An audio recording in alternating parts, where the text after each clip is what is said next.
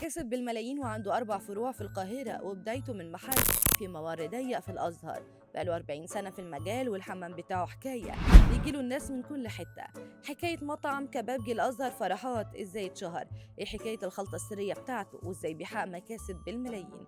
كل ده وأكتر هنعرفه مع بعض في الفيديو ده. بدايته من ممر ضيق في الأزهر، والكراسي في الشارع على الصفين، والترابيزات عليها المنيو، وبيحقق مكاسب بالملايين. وصاحبه اسمه مجدي عبد الوهاب. كلامي هنا عن مطعم كبابجي الأزهر فرحات اللي شعاره على الأصل دور، والناس لقبته بملك الحمام في مصر من كتر ما اتشهر بالخلطة السرية بتاعته واللي محدش يعرف عنها حاجة.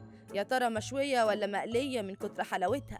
أول ما بدأ كان في ممر ضيق في الحسين، قعدته بسيطة وعجب الأكيلة وطير عقولهم بخلطته السرية، وبقى مطعمهم المفضل والناس تيجي ليه من كل حتة في مصر. مطعم فرحات بقاله 40 سنة وكان مشهور بالحمام. واحدة واحدة بقى أشهر كبابجي في مصر، فتح 4 فروع، واحدة في الأزهر، والتاني في مصر الجديدة، والتالتة مدينة نصر، والرابعة في المهندسين.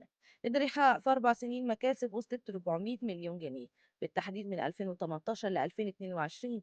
وحصلت أزمة كبيرة مع الضرايب، بس سرعان ما اتحلت الأزمة دي.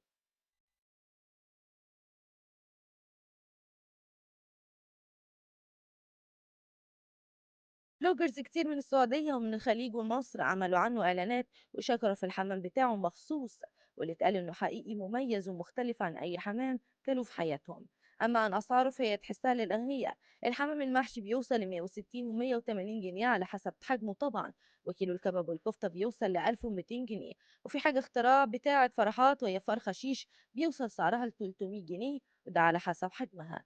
أما بقى الضاني فأسعاره معدية خالص، بيوصل الكيلو ل 1300 و 1400 سواء كفتة أو سجق أو لحم ضاني. وعنده وجبات بتوصل ل 500 جنيه و 600 جنيه على حسب الطلب، فراخ ولا لحمة. في طواجن بيعملها فرحات سواء موزة أو لحم ضاني أو كوارع أو طواجن بامية وملوخية، بيوصل سعرها ل 500 و 600 جنيه. كبابجي فرحات زيه زي قصر الكبابجي، نفس الأكل والوجبات ونفس الطواجن كمان، بس الفرق إن قصر الكبابجي أحدث وأجدد وبيستهدف الأغنياء والمشاهير والبلوجرز، لكن فرحات تحسه بتاع الناس الرايقة اللي هم أبويا وأبوك وجدي وجدك، والناس اللي بتقدره وبتحبه وعاشوا معاه حكايات من 40 سنة، وهو المفضل بالنسبة ليهم. مجدي عبد الوهاب تعب جدا وشقي وهو صاحب مطعم فرحات على قدر ما يعمل 4 فروع، واللي في قلبه وهو أول محل كتب أول حكاية ليه وهي الحسين الأزهر، واللي الناس كلها كانت لازم يكونوا جربوه وبالذات في رمضان والأعياد. يا ترى جربت حمام فرحات والكباب بتاعه؟ شاركوني تجربتكم وقولوا لي رأيكم في التعليقات.